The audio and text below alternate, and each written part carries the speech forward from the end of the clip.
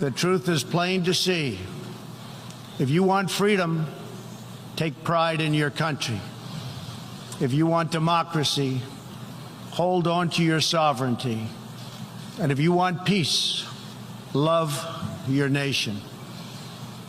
Wise leaders always put the good of their own people and their own country first. The future does not belong to globalists. The future belongs to patriots. The future belongs to sovereign and independent nations who protect their citizens, respect their neighbors, and honor the differences that make each country special and unique. Yeah, good morning, good afternoon, good evening. Depending on whatever you are watching us from.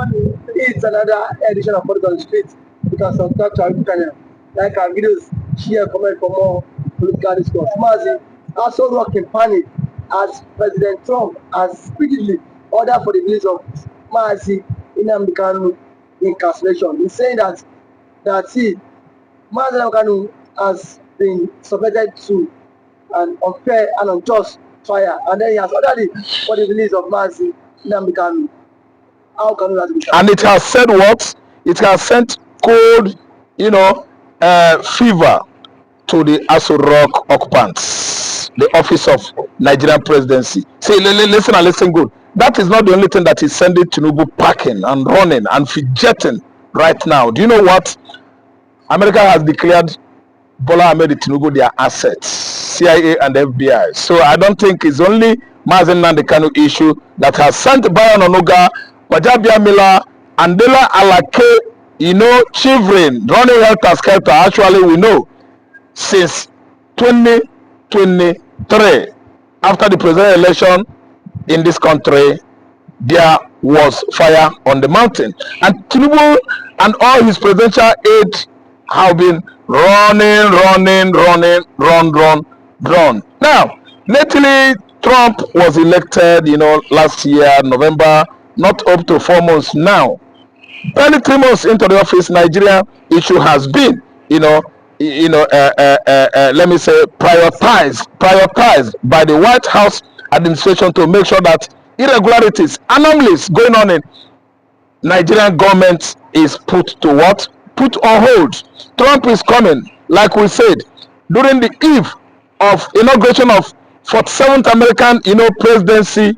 We actually see it coming when he was forewarned before forearmed by Akinyele not to enter, into any controversy or any crisis with the current American administration under Trump. Akinyele actually warned Tinubu so that he will not become a laughing stock, because the whole world is listening and watching, so that actually, to actually know if Tinubu will be at least ridiculed by Trump administration. Of course, that is what is expected of this administration that has been stealing, asking Nigerian civilians, give me. Nigerians are paying taxes, paying to the extent that subsidy on electricity, subsidy on telecom, subsidy on everything. Even if you transfer money, you are going to pay Tinubu administration, and yet Tinubu administration is not giving us anything. What kind of government is that?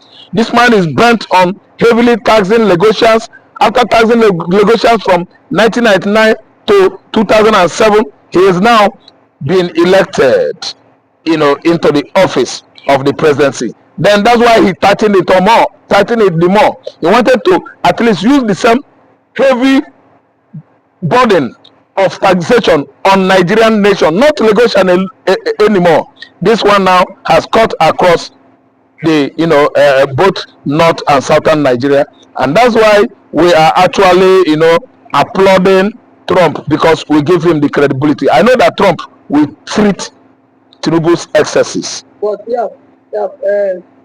Mazi, the US Igbo veterans has called on President Trump again to speedily declare Biafra as a nation, and that he can use his office as a president, as the number one citizen of the world, to facilitate the release of Mazi nnamdikanu. Since he said he will give freedom to Catalon in Spain, I understand. Catalon is also agitating Yeah, I know. exist trade. Yes. So that Trump has promised to give them that freedom.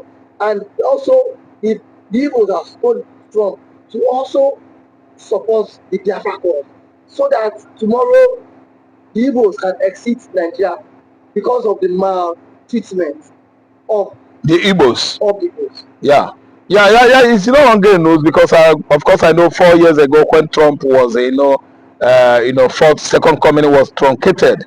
Trump actually promised the Igbos when they were doing agitating in New York, agitating all over United States of America, especially when they, circle the office of the American presidency. That's the Oval Office in White House. Trump actually came out and waved and yelled. He started yelling at the Igbos, the Biafra, the IPOB in America, that he will give it to you. I will give it to you. That was what he said. And it's a promise that has come to stand alive this time around. Trump has come actually to look into the problem that is bordering on endless incarceration of MNK, Mazi Nnamdi Kanu, who was already earlier last year set free during Muhammad Buhari administration. He won the first one, the first court, whatever. He won the second one, second sitting at the Supreme Court. That is, it means it is all over. All of a sudden, we see another kangaroo court recently that just, headed by one Fulani, let me say, certificateless justice. And he started yelling again and calling the Igbos, the IPOB, a political platform, a terrorist group. And this actually attracted the attention of the of MNK that is cooling it off in DSS facility right away to go to court again and tell the Southern Court that they, Nigeria, are going to pay IPOB for damages. Even himself, who received that kind of knock from a media aide of the former Nigerian president Muhammad Buhari. Muhammad Bachir, media aide to Muhammad Buhari, actually called Nnamdi Kanu a terrorist. Yes, Bachir Ahmed, that is a terrorist. Nnamdi Kanu reacted, and on reacting, he sued him at what? Escort, South Court in Enugu, that is going to pay a damage of at least 100 million naira. Someone that has been deproscribed, and he won his suit, both lower and upper court, is not supposed to be, to be re-proscribed the second time. It is uncalled for. It is not justifiable. So this time around, we've seen Nnamdi Kanu that has been going through hell on the hands of dangerous, Nigerian politicians, especially the Fulani Janjaweed. Over the years, they have not stopped on at least making sure that Igbo nation is eliminated in existence. So what we are trying to say this time around is that Trump has made it a point of duty. It is at the apex, number one policy on African continent that Trump administration is trying to at least make an impact that will shake the entire continent of Africa. Biafra must sit away from Nigeria, as Trump has given his support to Mbazonia, to Catalina, and the rest of the Ethiopian region that we are about to sit away from Ethiopia today. Biafra is going to be free. And Nnamdi Kanu, I believe Trump is fast-tracking that process of letting Nnamdi Kanu off the hook of the DSS, at least, facilities. Okay, Mazi, it's a very big thank you to you. Thank you for coming out. Thank you. Aisha Isufu has tasked Imo State Governor, Enugu State Governor, Anambra State Governors. Stop blaming government. You are the CEO of your state. You are the executive governor. Now, since you go to Abuja to collect money, then take responsibility for the insecurity in your state. What do you have to say about it? Now, thank you for that wonderful question. I think being the governor of the state, you have every power for you to make sure that you get security votes from the federal government. By so doing so, what are the governors doing with this money? Stop coming out to tell the people that there is insecurity in my state and that unknown government have been killing. The government need to take action and put an end to all this and stop apportioning blames.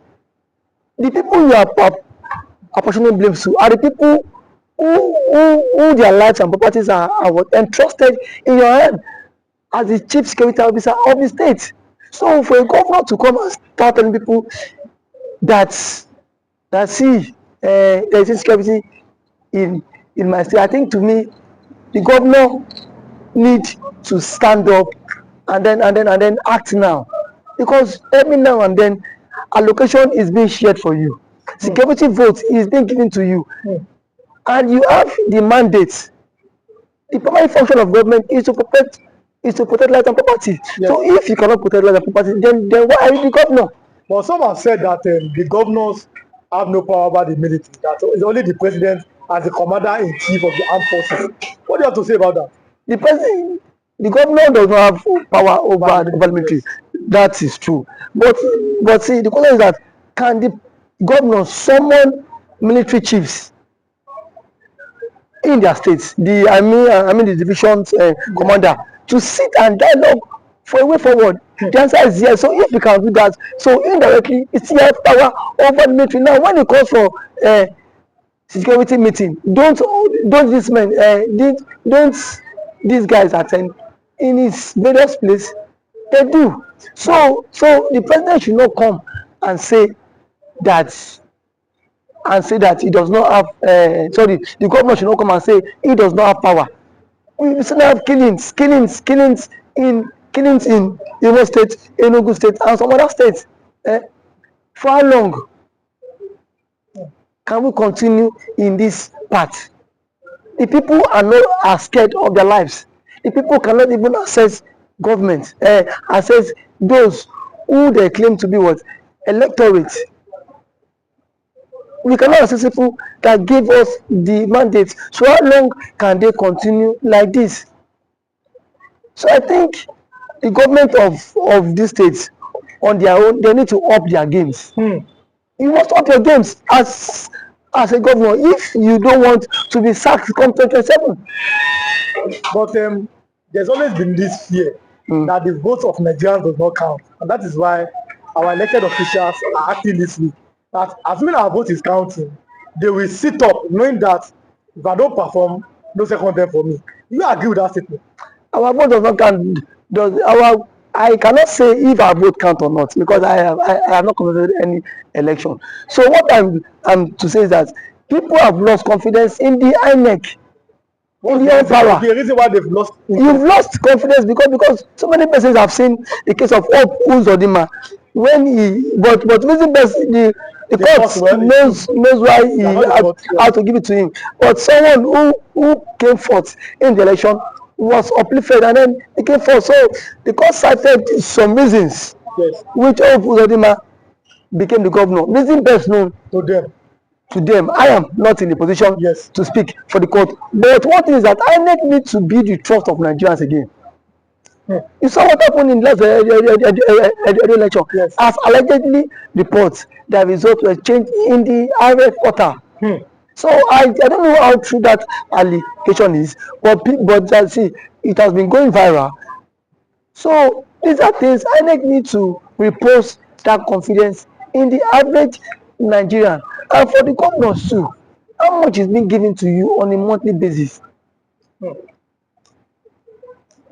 If you get money on a monthly basis, then why don't you make sure that these people who gave you the mandate to protect them, you can as well protect them too? Because the people cannot always be one-sided every time. The people need to benefit from dividends of democracy, and when they have to benefit from the dividends of democracy is by what? By inclusive governance. The people need to feel the government impact. Not every time you come here and say government has attacked the people, you come and start creating fear. These governments are even creating fear in the life of the ordinary man. We've seen the governor of Enugu State who has declared that Monday is no longer a sit-at-home in Enugu State. When people are saying that You are seeing that as because you're the governor. Can you come and secure our lives? I mean, the other people, because you see this sit at home every Monday. Some are doing it maybe out of respect for nnamdikanu, but some are doing it out of fear. It is two ways. People are telling the governor, please find a way to secure that police cannot be everywhere. What do you think? Because sit at home every Monday, it might be affecting the economic activities in the southeast. What do you think that the governor can do, or the governors in the southeast can do? Thank you very much. I think sit at home every Monday is a commensurate to honor the Mazi Nnamdi Kanu, who has been in incarceration for 4 years now and still counting. But what I want to say is that when there is a conflict in the land, the president himself needs to address this issue of Kanu. Let Kanu issue be settled out of court. If what Kanu is the son of the president, as a son, you can go, you can have a different view or different ideology and philosophy from what your father had. But why can't you, as a father, have you reached out to Kanu himself? And what I felt that the president ought to have done was, why Kanu was in decision, go and meet, let them bring Kanu to you, DSS.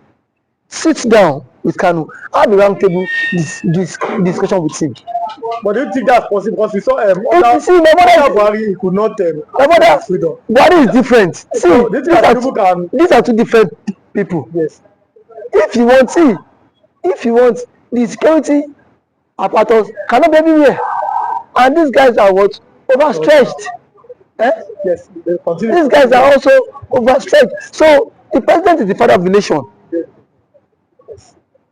Since the president is the father of the nation, he should at least reach out to this guy, even to the Ohanes in Igbo. Whenever he will want to invite some Igbo politicians and some Igbo stakeholders to sit on a round table and discuss with Kanu. You have conditions, give him your conditions. Send it to him. Because you see, this is the only way this thing about marginalization can stop. And the truth of our matter is that the Igbos are heavily marginalized in the country. And that is what, and that has breed a whole lot. But do you think that giving them an opportunity, or yes, that's an opportunity, or finding a way, a consensus in 1999, Nigeria had a consensus on making a Yoruba man a president. In 2007, Nigeria had another consensus to make another man to be a president. Do you think that Nigeria finding a way or making a consensus to make an Igbo man the president is going to make that marginalization or the agitations go down in the south? Making an Igbo man be the president would at least work to some extent. It will help this issue of marginalization reduce a very long way, because if the Igbo man is the president, Peter Obi, you will not watch Peter Obi allowing Nnamdi Kanu to languish in detention, even if, because that is his brother from his tribe. They are from same tribe. No, so why was Sonegbo released? It was let's go. Yes. So to some extent, it will help a long way. And as an Igbo man, he will speak in the language that the Igbos. Now I am one of the sons. Yes. You don't have any right to agitate. Yes. So that will help them. It will go a very long way for them too. So I'm letting you go. I think we have like 1 minute. Okay. Now, Southeastern Governors Forum. What should be their next step? Southeastern Governors Forum should at least make moves to meet with the president. Yes. To put an end to all this. That is the only way. Because if there's no end to all this, all we hear is killing. And then we are not in support of all this killing.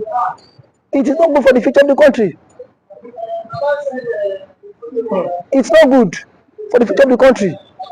Okay, thanks for coming. Thank you for always having me.